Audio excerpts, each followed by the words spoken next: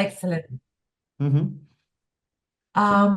So welcome everybody to Gastronomy and Beyond. And let me introduce you to Pia Sorensen. Pia is a senior preceptor in chemical engineering and applied materials at the Harvard John A. Paulson School of Engineering and Applied Sciences. She's fantastic. She combines in a magic way science and cooking and much more than that. So Luis, let's welcome her. Yeah, well, welcome, Pia. I mean, welcome to Gastronomy and Beyond. It is a great honor having you here. I mean, today we have the City Science group as well. They are having the lunch meeting, so so I think it's gonna be fantastic to learn with you, like yeah, your ideas. So thank you for sharing today. And I don't know. I mean, Adela, is your floor. I mean, like you are the one who has to lead us into the conversation. Yeah, I think I met Pia a few years ago in Harvard, but also she she cooperates with Basque Culinary Center, and it is a pleasure to listen to her and to listen to her knowledge and how she combines things, as I said, in a magic way. So Pia, ready when you are. Thank you very much indeed. I think the group it's looking forward to listening to you. I'm so happy to see you all having lunch. I miss you guys. I miss having lunch with you. We miss you. So ready when you are, Pia. Thank you. Thank you so much for the introduction. Thank you for having me. It's an honor to be here. And I was just saying as we were chatting before that I've heard I've heard great things about this group and I'm excited to have this introduction um, on distance, but I look forward to meeting you in person sometime soon because we're super close. So I'm going to share my screen and you tell me if it if it shows up okay. Does that show up okay? Perfect. Yes. Okay. Okay. So I thought what I would do is I know you guys are all eating, but maybe soon you'll be ready for dessert. And I thought I thought of well, what would be a good food to center this talk around? And I couldn't think of anything better than chocolate. And it turns out that last week, or a week and a half ago, I gave a talk at the American Physical Society meeting in Minneapolis, in Minnesota, and it was a special session, sort of highlighting different parts of physics, and I was tasked with this challenge to talk about non-equilibrium physics in food. And so through that process, I thought of some good foods, and I thought about chocolate. And so some of the things I'm going to talk about today overlap with what I talked about last week to an entire group of just physicists. And what I'd like to kind of do is just show all of the different kinds of science that are in chocolate. But first, I want to just show you a little bit background about what I do, what my team does at Harvard. And in the process, we'll sort of chocolate will be following the way. So I want to start by just introducing the course to you. So the entire Science of Cooking program at Harvard started in 2010, and it started basically in a discussion between chefs such as Ferran Adria and Jose Andres, who Ferran came to Harvard to give a talk. And after the talk, which was this huge success, there were lines out the door, and people were just amazed that there was such interest. And after the talk, there were discussions about, well, could we use this excitement about what Ferran does to teach science? And so this course started as a collaboration between Harvard professors and chefs doing all kinds of things. And for the very first iteration of the course, 700 students signed up for a physics class. So I don't know the fields. I know you probably, many of you come from different backgrounds. It's not a typical thing that physics classes are that oversubscribed, unless they're heavily required. And here are some videos of some students that were interviewed by the student newspaper about the class. Because it's something different and it's something that's like common, like cooking and stuff like that. It's like something fun, but it's related to something that's usually possibly boring, like physics. I think the fact that you can eat your lab is pretty much the coolest thing ever. Okay, so these were some comments by students, and since this was a new class, we decided to start some new traditions, and this happened in one of the very first lectures where Professor Michael Brenner was introducing the equation of the week, and this is what happened. These must be equal. It must be the case where motion and sticking are an exact balance. That's our equation of the week. You're all supposed to clap.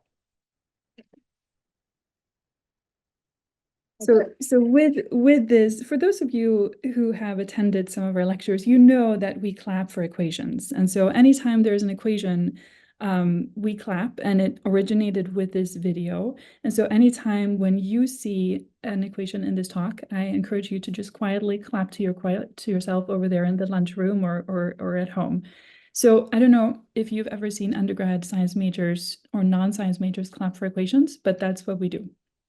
Okay, so what we've done in this course, so this course has been going since 2010, and we have about 100 to 350 students every fall semester, and we have designed a curriculum around all kinds of food, all kinds of science concepts, mostly soft matter science concepts. So you can see here things like phase transitions, elasticity, fermentation, diffusion, heat transfer, viscosity, and emulsions and foams. And for each of the weeks, we have a visiting speaker who is a chef who comes and talks about what they do. We really think of this as a synergy between what scientists do and what chefs do. And so we encourage them to completely talk about their work from their perspective of what they are trying to achieve. And then we use that as a way to explain and talk about the science. So this chef list here is from a couple years ago, when you can see here, we usually kick off with Harold McGee and Dave Arnold. We have chefs from all over the world representing diverse cultures, diverse cuisines, diverse backgrounds.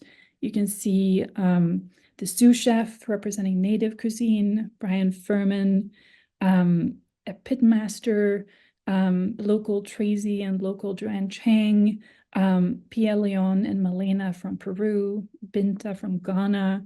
Spain is represented by Eduard Huatruk, and some Indian food from New York City. So we do this in the lectures, and then students go into the lab where they make some food. And this is one of the most popular foods. This is the molten chocolate cake lab. When we make this, the entire building smells amazingly from molten chocolate cake.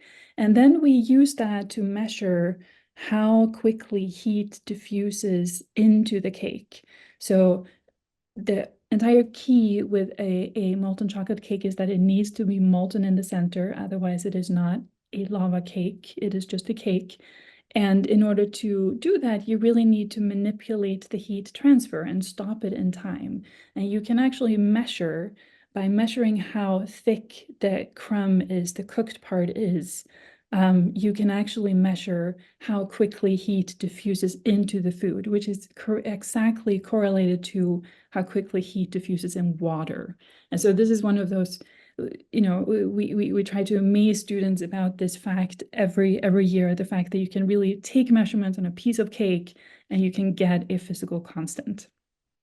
So this was the class, and that's how it all started. But in addition to this, we have over the years grown the program, and I just want to give you a little bit of an overview. I'm going to try to be brief so we can stay with the chocolate. But basically, it has developed various other members in its science and cooking family. And for the last, say, I've been involved in the class for 15 years, but for the last 10 years or so, I've sort of been leading these efforts and been expanding the program. So one of the things we do, and if you're local, you may have come to visit us, we have a public lecture series where the same chef who speaks to the class and the students, they come and talk to the general public. We wanted to share what happens in the classroom behind locked doors at Harvard, to basically share it with the general public in Boston and Cambridge.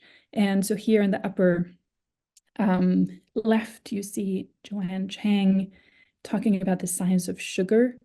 In the lower left, you see pitmaster Brian Furman cooking ribs outside on a beautiful September, October day. And we use this as a way to talk about the heat transfer into brisket or ribs as he cooks them for many hours. This is one of those, if there's anyone here from my team, you know that this is really an effort that starts at like 7 a.m. in the morning. And at the end of the day, we have amazing ribs and we can talk about all of the science, but there's a lot of effort that goes into it. In the lower right, you see a picture of Carles Tejedor, who came to the class, gave a lecture on the science of emulsions and foams. And in the middle of the lecture, we had taken a piece of his foam and put it under the microscope. And he was so amazed by this that he literally stepped back into the audience. He picked up his phone and he was like, sorry guys, I just need to take a photo of my foam. I have never seen my foam depicted like this. I just need a photo. So there's a lot of learning and collaboration and just amazement happening as these two very different disciplines meet. And as you can see, the general public also knows to clap for equations.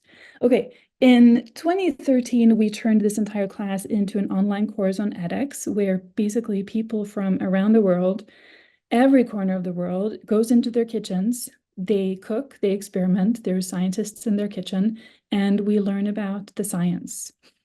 In 2015, I developed a special offshoot of this course, which focused entirely on food fermentations.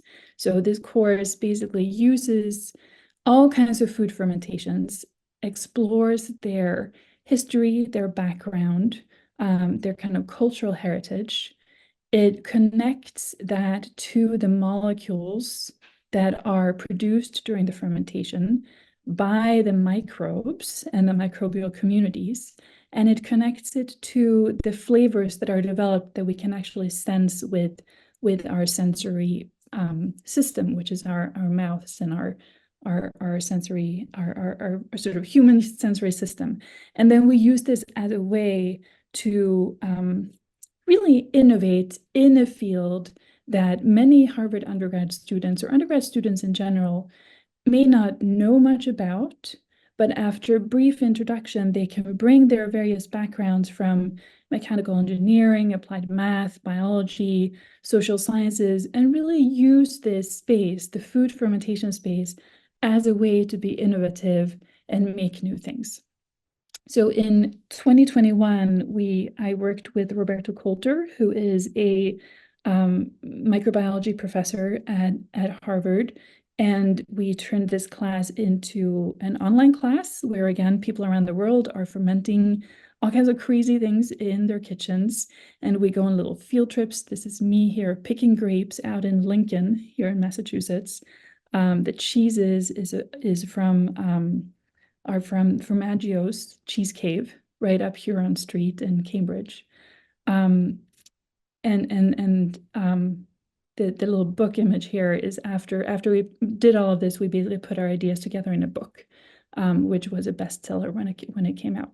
So more recently, over the last year, we have kind of expanded our outreach to K-12 teachers, and we have worked with the School of Engineering's outreach office, which is represented here by Catherine Holler, and Kate Strangfeld, who is a former teacher. And we have worked hard to take the lessons that we use in the college classroom and tried to work with teachers at different grade levels to adapt the lessons so that they fit the science at those various appropriate grade levels. So here is a group of teachers from most of the Northeast, also from further away. We had about 100 teachers in 2023 alone, and they came to the lab and they worked with us, and it was very much a give and take. We have a lot to learn from the teachers of how they teach them at their levels, and so we kind of try to support them in developing these lessons and bringing them into their classrooms. And then finally, ongoing through all of this, we also have a research program where we mostly focus on fermentation and flavor. We also do education research. We have expertise in emulsions and foams. And then we have a few fun collaborations with some of my colleagues in humanities on trying to understand how can science basically help us learn about ancient and historical cooking practices. And this is some of our work, and some of it is hopefully going to be published soon. Okay, so this is just a little bit about what we do to give you a background, but let's go back to chocolate. So I thought I can't leave this without actually doing some science and I'm not going to be doing actual cooking, but without talking about the science of cooking. And so I thought we should do that with chocolate. And I want to basically show you how we would normally do this within the context of our framework of how we teach science and cooking. So what we would do, first thing, is we would go out and find some of the most amazing chocolatiers that we could find in the world or in Cambridge. So we have in the past been visited by Enrique Rivera and Ramon Morato from Spain. They came on our 10th anniversary and they made a little birthday cake. And more recently, we've been visited by Betty Petrova from here in Boston and Alexandra Wisnant, also from here in Cambridge. And they would basically make chocolate for us. And then we would talk about the science of chocolate. So let's talk about the science of chocolate. Chocolate grows on trees.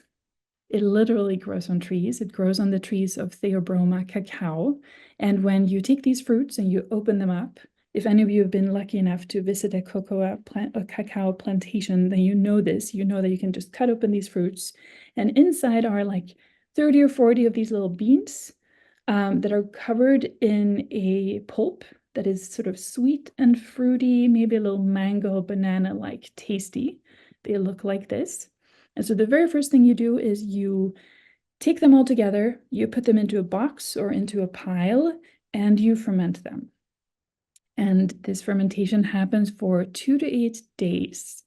And in this process, various microbial species go through and basically start to transform these beans into something that begins to be chocolate. And so there is this amazing array of microbial fermentations. It starts with various yeasts that are producing ethanol and heat, and pectinases, which start to break down the mucilage around the beans. Then come the lactobacillus, and they break down the glucose into lactic acid. And so together, the lactic acid and the ethanol start to kind of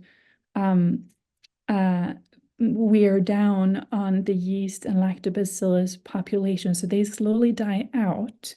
And instead, Acetobacter and Gluconobacter come in, and they take the ethanol that the yeast produced, turn it into acetic acid, and then other various bacterial spore formers, Geotrichium, come in. They take the lactic acid, which the lactobacillus bacteria produced, and turn it into acetic acid and succinic acid as well. And in this process, and this is what we really care about, I think, as far as chocolate goes, in this process, the bitter polyphenols diffuse out, so some of the bitterness disappears, and we make various flavor precursors. So this is amazing. If you just skip the fermentation step and you don't do it, and then you go on and you roast and do the dry and roast the beans, then you don't get the chocolate flavor. Like that step, The fact that things gets to sit for 2 to 8 days in a box and just have these bacterial successions come through, that is the secret to chocolate. So with this, I just want to make a little detour. Let's go on a little detour with me, just briefly. I want to go on a detour to other fermented foods, because I'd like to show you how you could take what happens in these beans. Oh, and by the way, let me first just show you this. This basically is non-equilibrium physics, right? Because there is a process that is being pushed forward by things that are being produced. And so at any moment in time, it is not in equilibrium, but the system is sort of working towards an equilibrium, and that is what's driving the process. And if you were to look at this, those of you who are biologists or just like the equations systems, you can see that this is actually an exponential growth. Each of these start with exponential growth. And so you can use what happens here to teach about exponential growth, which is really a process that happens all over in all kinds of contexts that have nothing to do with food, including the rise of COVID, anytime something is growing exponentially. And so this is an equation of the week. And so I hope you're secretly or silently clapping wherever you are.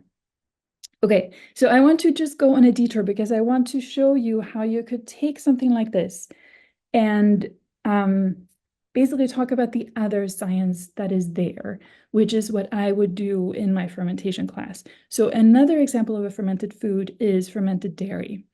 There are fermented dairy products from around the world, basically anywhere where a culture, a society produces dairy, whether it be sheep or goat or horse or camel, you name it.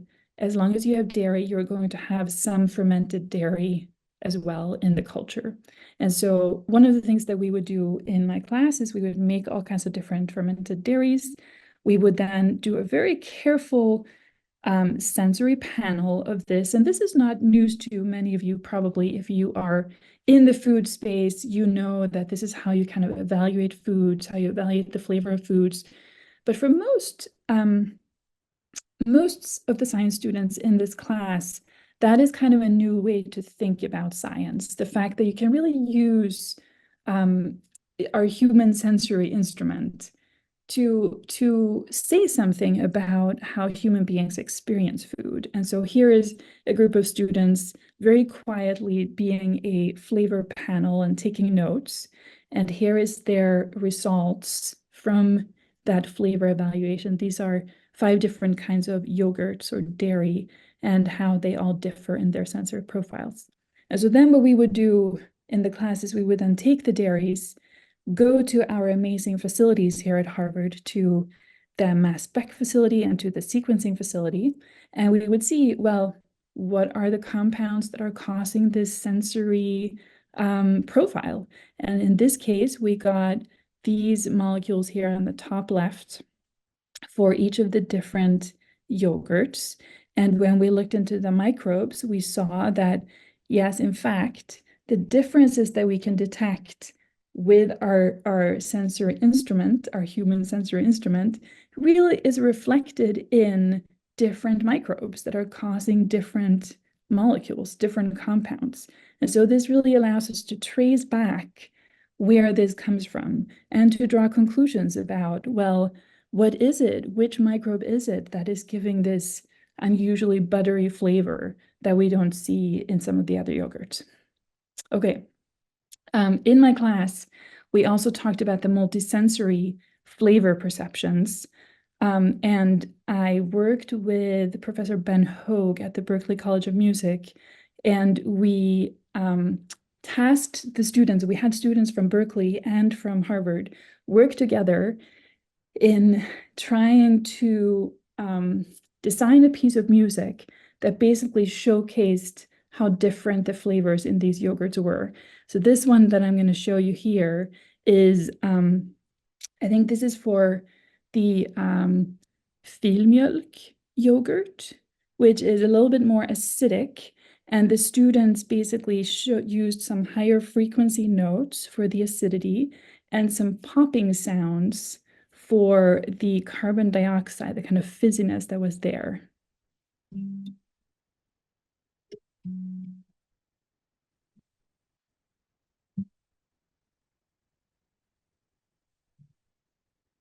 Okay. And I'm gonna stop this, sorry. Okay, I need to explain that. So in one of the years, there was a ballet dancer in the class, and so she was like, "I'll design a piece of music and I will dance for you." And this is the amazing yogurt dance that she composed in the class.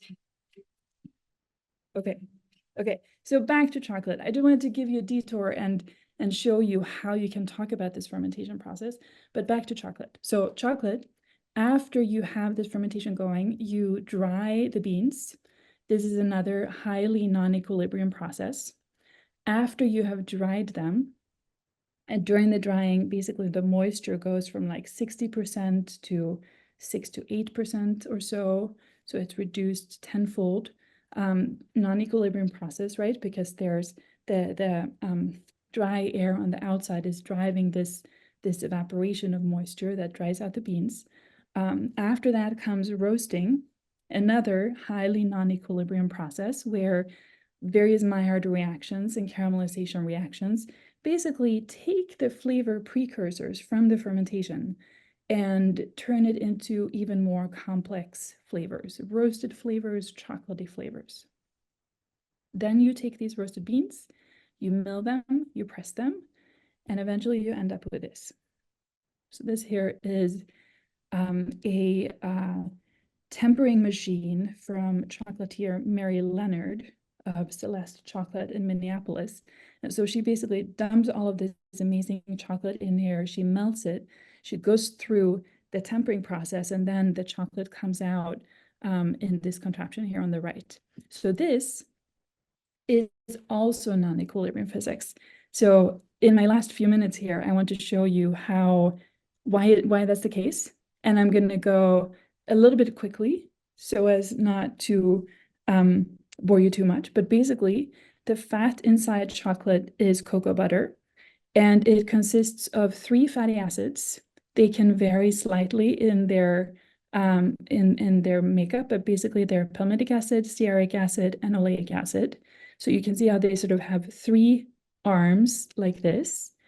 And the melting temperature of that molecule depends on 2 things. It depends on how long these fatty acids are, which allows them to pack together more tightly. And it also depends on if they are saturated or not saturated. So a saturated fatty acid is going to pack more tightly than the unsaturated ones. Basically, the more you have of each of those, the higher the melting point is.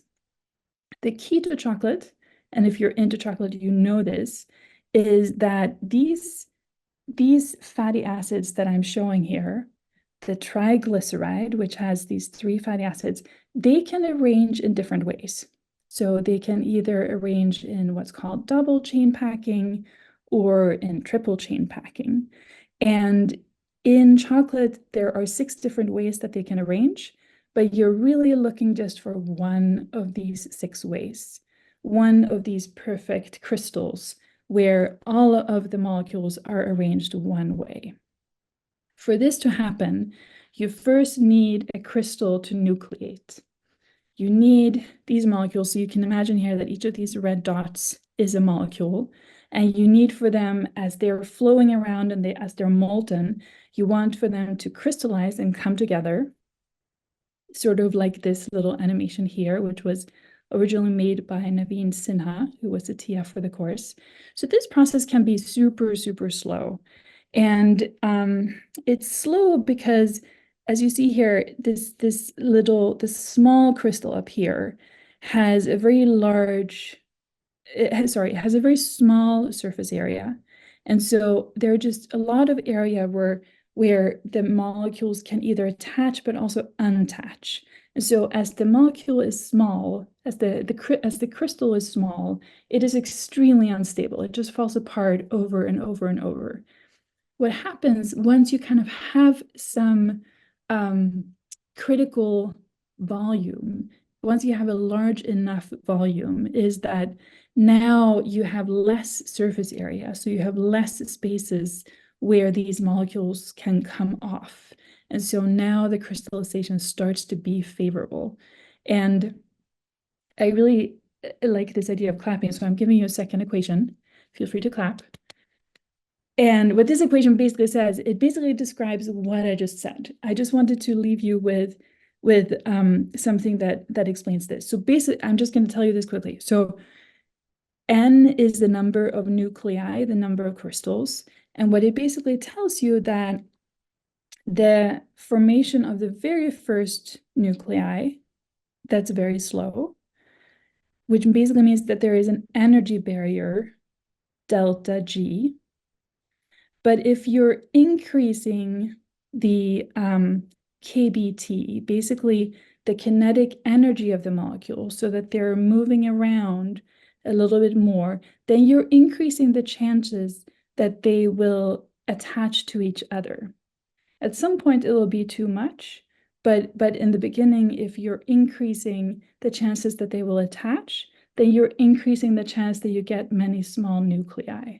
And so this depends basically on the temperature, and it depends on what kind of crystal you have and what the delta G is for that crystal. Okay, so that's an equation for you to go and think about. But basically, if you do all of this correctly, then you can get perfectly tempered chocolate. And that's what that looks like. So you basically have non-equilibrium physics that you can eat. Okay. Lastly, last 2 or 3 slides. That was all the beans. All I've talked about for the last, whatever it is, half hour is basically what you can make with the beans from chocolate. But what about everything else? So normally, if you've ever been to a farm where you grow these fruits, you know that all of these shells, these thick shells, will just be thrown on the ground and will be discarded. But it turns out, and as you know, chefs are highly innovative, hopefully just like scientists.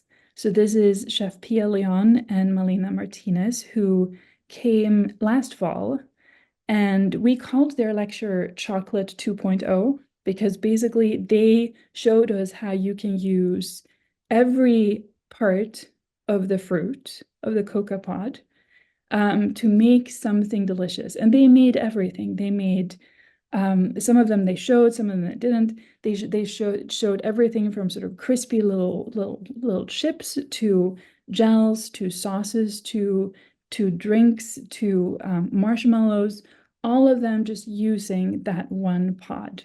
And so I think this is something that we see in the class all the time. It's how the innovative spirit of chefs are constantly sort of pushing the boundaries of how we think of food, how we can solve issues in our food systems.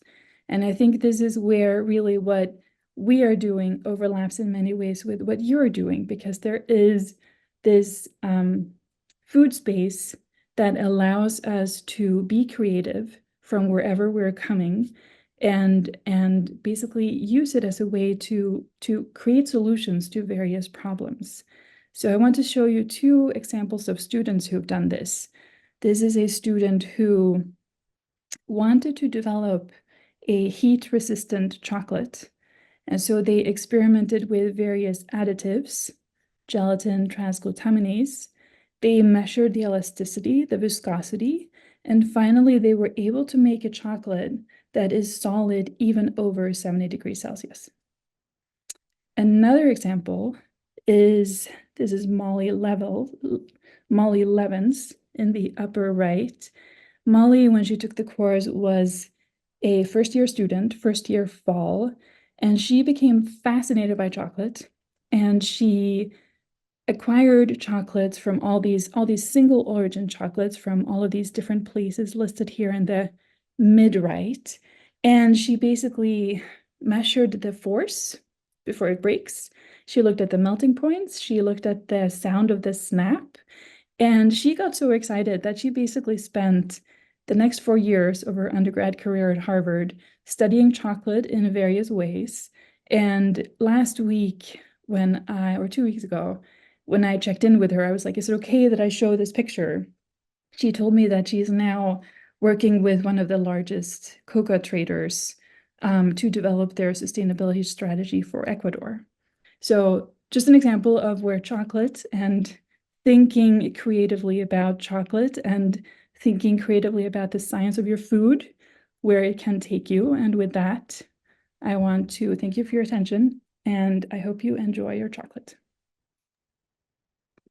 Wow. That was fascinating. Thank you very much for being an inspiration. Thank you very much for giving sense to gastronomy and beyond, Luis. And I'm very happy to welcome Daniel from Colegio Complutense, Harvard. Thank you very much indeed. I'm sure the whole team has many questions for you. Yeah. Before the team start asking questions, I have a bunch of questions. No. I mean, like, this is amazing. Thank you so much. More and more often I see like how through very empirical cases I mean, people can engage with something very complex. That's what we do in the group. I mean, we are, urban planners. We work with big data, simulations, telecom data, blah, blah, blah. But then at the end of the day, what we have is like a Lego model so that people can play with Legos to see what is the impact of, okay, what if I build a park over here? So at the end, we are using Legos to explain complex things. So I think this is, and thanks to that, people are not afraid of Legos and people engage in the process. So you can have a good community engagement process. So from your experience, like using food in order to teach, how has changed the students? And like, is because yeah, of course you have more students, it's exciting, and you have give a couple of examples of success, no? Like, yeah, these people, but in the general, let's say average kind of of students, how that works. I really like that question. That's a great question. And I agree with you. I think there is something with food where it allows people to just approach it without the normal boundaries that they may come with from whatever discipline they're coming from.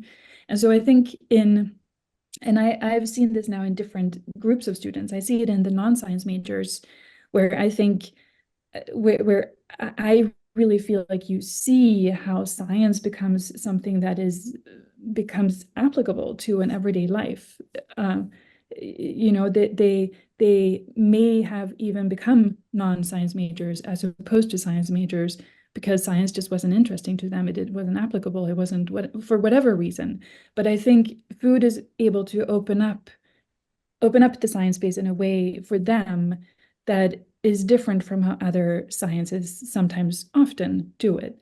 So that's the non-science majors. And then I think for science majors, and this is something I feel like I see often in science majors, maybe so last semester, last year, seniors who by so much of our science education system is relatively prescribed. Students go to lectures, then they go to a lab where they do something that has been predetermined, do this, and then hopefully, most likely, this will happen because we tested it so many times because we wanted you to learn this thing. And I think sometimes what falls out is the creativity that really is inherent in science, and that really, in order to be a successful scientist, or maybe successful many things, it needs to be, is a muscle that needs to be flexed. And I'm not sure we always give our students, and maybe especially science students, an opportunity to do that. And I feel like with food and with fermentation, they can step outside and they can just do this in a context that is different, but that is approachable, and where they can just bring their different backgrounds and sort of be creative. Sorry, long answer, but I think that's a great question. No, that's not fantastic. And I mean, there are several people that I know here that they can probably they have questions like probably Andres that is working with biosensors, but I don't know if you know Curro. So he's into kombucha. I don't know, Curro, if you can speak, but so I met him last week and he's at Harvard, visiting Harvard, and then with the kombucha, he's extracting the cellulose and making materials transparent materials, and he has this kind of reinforced cellulose materials. So I was amazed. I mean, for me, it was mind blowing when he came last week, and I thought we were gonna be drinking this kind of non-alcoholic beer or something like that. But then he was talking about materials like physical materials that we can use to build. So he has this article from kombucha to architecture that he wants to make, and I was like, wow, Curro, that's a fantastic idea, you know? So I think for us is like, yeah, it's difficult to understand. I mean, you are an expert on this. I mean, chemistry is probably your I mean, you know, but for an architect, like understanding like from organic and bio materials, you can really build the stuff, of course. And here you have used the chocolate, but again, you can. It's the beginning of almost anything. So, and I think it's the future of changing like plastic materials into biomaterials, so we can reduce the use of you know, like other kind of stuff. So again, I mean, what I was impressed is like, I mean, I am just a baby learning about this, but I think like through food you can learn a lot of stuff and things that you cannot even imagine, and for you it's your daily basis. But so I don't know if besides the chocolate, I mean, like do you have like an example in each class? I mean, like, how do you organize a little bit this? Like, do you have examples when you want to, for instance, explain with the chocolate was very clear, okay. But do you have like a food example for everything, or this is just more like for few, like, how do you organize a course where through the food you explain many chemical stuff? Yeah, that's a great question. There are definitely a few really good foods that exemplify the science, but I would almost say that it goes the other way around too. In almost every food, you can find so many different kinds of science. And so you could say, for example, emulsions and foams is a science concept, right? Great kind of foods for that is like ice cream, beer foam, cappuccino foam, right? There's a group of things. Viscosity is another soft matter science concept.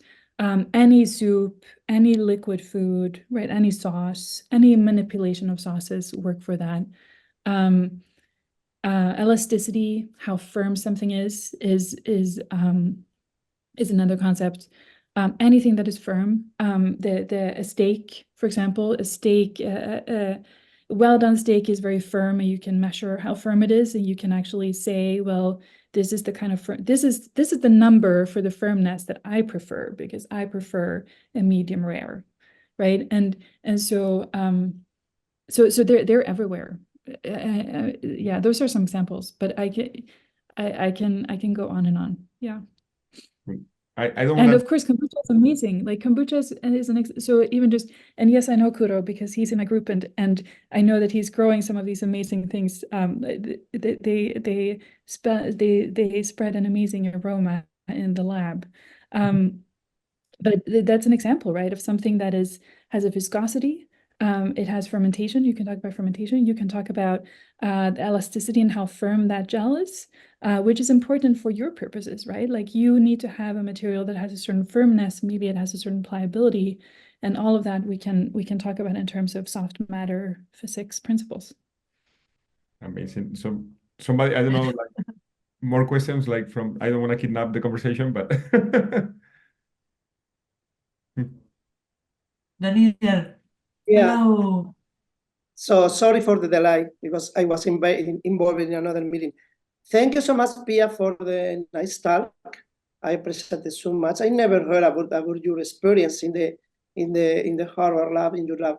So I'm very surprised about the project and the students' works about the fermentation and the relationship with foods and science.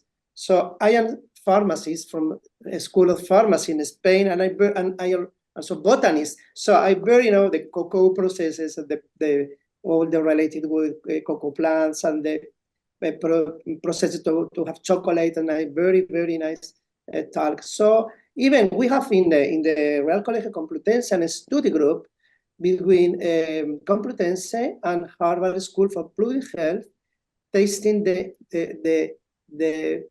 interest of the bioactive molecules in food related with health. And there are a lot of experiments just started this year, so we can talk about maybe during the next weeks, okay? So because they're very interesting relationship with science, food, and also sensorial feeling from the food consumers. I think this is a very, very important point. It's not the same, the feeling when you see a chocolate exactly founded with not founded with different texture, different, and it's also a chemical and physical, to say, absolutely. Yeah. Absolutely dependent process, temperature, timing, or maybe collecting the timing in the ripe fruity. So thank you so much. I mean, we can keep in touch next week, okay? Yeah, I'd be very interested to learn more about this Sure, project you sure. have going. Yeah. And thank you, Adela, and Thank you so much. I'm so for happy to see organizing, and Luis for organizing this stuff, because we need to contact people, you know. Yeah. Absolutely. That is absolutely fantastic. So I don't know if we have any questions from the Yeah, Fernando from the has a city question. science group. Adela, I don't know if you Yeah. want to read his question. You're much better than Yeah, me. there is a question. Great talk. That's the beginning of the comment. Great talk, Pia. Now having preset unlimited labs and cooking courses is fantastic and fosters innovation. However, this is the question. How do you control the food-related risks? This is a very, very good question. Thank you so much, Ferfan. Thank you. It's a good question. Well, we have a cooking lab, and we go through a certification process every year where we make sure it's a food safe space, just like anywhere where you would serve food, basically. And we try to have a good ventilation system and a functioning fire alarm. And but then I think you're also referring to things like food contamination and things like that. I mean, first of all, any food people make in the class, it's always optional to eat it, right? You can learn a lot of science from food without ever eating it. So if you don't want to eat it, you don't have to. And then of course there may be some foods where, so for example, fermented foods, most fermented foods, traditional fermented foods, are incredibly safe. They've kind of been tried out and tested for literally for millennia. They're very robust. I think it gets more complicated when you combine novel substrates with novel microbes and you don't know exactly what's happening there. And but in most cases, you really can tell by the smell and by even just tasting a little bit. So just like with any food, it's something we work with and that we work around, and that we use the sort of relevant regulations for it. But including sort of some of the chef trade, like we teach our student knife skills and things like that. But it's true, it's when you have 300 students going through and doing a lab, you become very aware of the things that can possibly go wrong. So yes, it is absolutely something we think about. Yeah, good question. Thank you very much, Pia. Do you have any more questions? Yeah, there is a question. Yeah, I think they try. Yeah, now here we go. The group. Okay. Yes. Yeah. Yeah. Hello. Hi. Thank you for the talk. It was great. No, actually, I have a question. Because we have a saying in Portuguese. I think in Spanish they have the same. It's like in a goldsmith house, the sticks are made out of wood. So I'm just wondering, like, if you cook for yourself constantly, like, who is the chef in your house? Is it you? Is it like, do you like to cook for a daily thing, or is it more a professional? And then, for your daily things, I don't know, you buy. I don't know. It's a good question. Okay. It's a great question. My husband does more of the cooking than I do, so in a way your view is correct. But it is my career has never stopped me from enjoying food. So and I still cook some as well. Yeah. Yeah, I was also very curious about something about yourself. I never asked, Pia. How did everything start? How did you start linking science and food? When did it all begin for you? For me, that's a good question. When did it start exactly? Yeah, that's a good question. I mean, I think it may have started with cooking in a way, the way it does for many people, by asking why, and you realize that you're not asking science questions. And I think that's how a lot of curiosity works, right? You try to do something, or you try to understand something, you start to ask why. And then very often, of course, in our world, what's underlying it is science. And so I think for me, that's where it started, sort of personally. Yeah. Thank you very much. Luis, do we have any more questions, team? Yeah, there's another question. Yeah, I think Marcus probably has a question. Um, did you do any research on natural preservatives? You know, like Indian food and spices produces natural protection against certain pathogens. And I'm just curious, you know, like where that line of research is moving into more mainstream sustenance for food. And, you know, that was my... Yeah, Yeah. actually, Yeah, actually, that's a good question. it is a good question. Why that happened? I mean, like, why, like, you know, like when you have a lot of species or spicy food, like that is killing something. I mean, that's a great. I always thought. I mean, I don't know what is the chemical answer, but Yeah, yeah, I can try to answer both.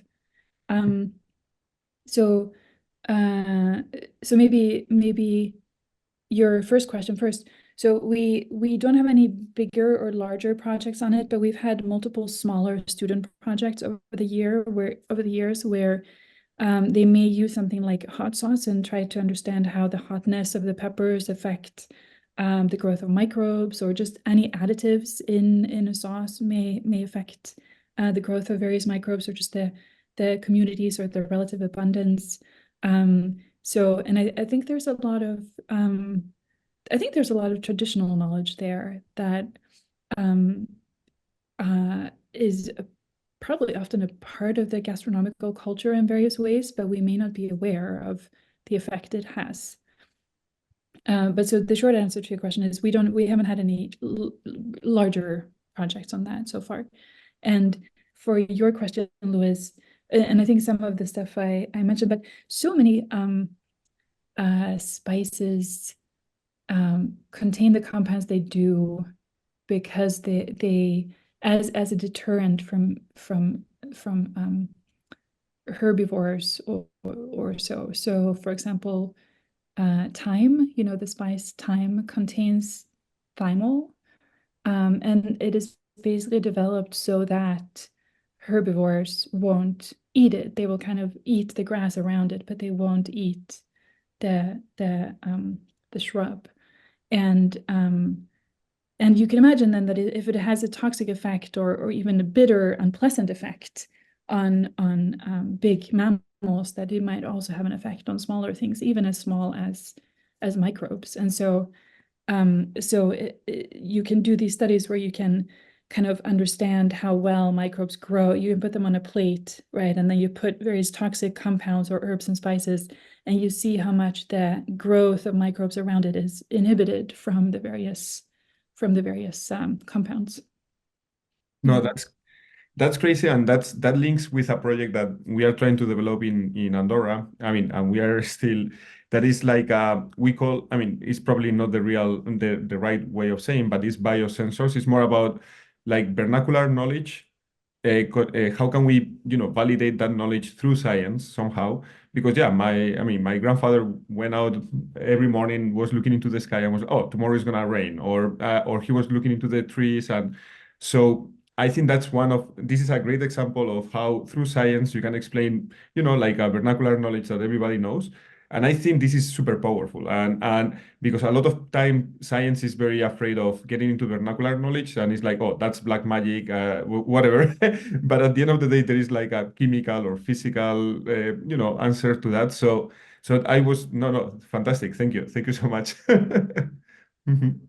It's a great I question. think that was absolutely fascinating. It's nearly the time for you to go, and I think the magic happened. You know, I really wanted Pia to meet all the group, you know, the City Science group, and I think everything will start from here on. I am sure we will have the opportunity to meet you, Pia, whatever you, I mean, everything you do is absolutely fascinating. The way you do, the way you tell, the way you share. Thank you for your generosity, Luis. We are so happy.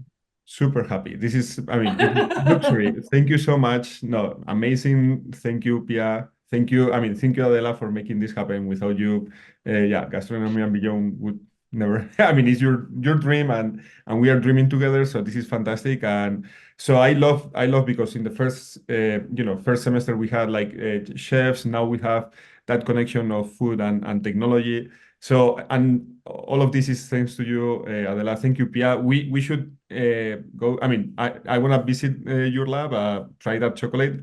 But also you're welcome to come here and play with our Legos. So we can interchange chocolate for Legos or something like that. That sounds great. That sounds like a great collaboration, chocolate and Legos. I think I have to go to Boston very, very quickly. You do. Thank you very much indeed. Thank you, all of you. Thank you, Thank you. Daniel. Thank you so Thank much. you so much. Thank you, the City Science Group. Luis, thank you very much. Pia, thank you for your wonderful generosity. Thank you for being a Gastronomy and Beyond. So see you next time. See you all. Thank you very much indeed. Goodbye. Thank you. Thank you. Bye-bye.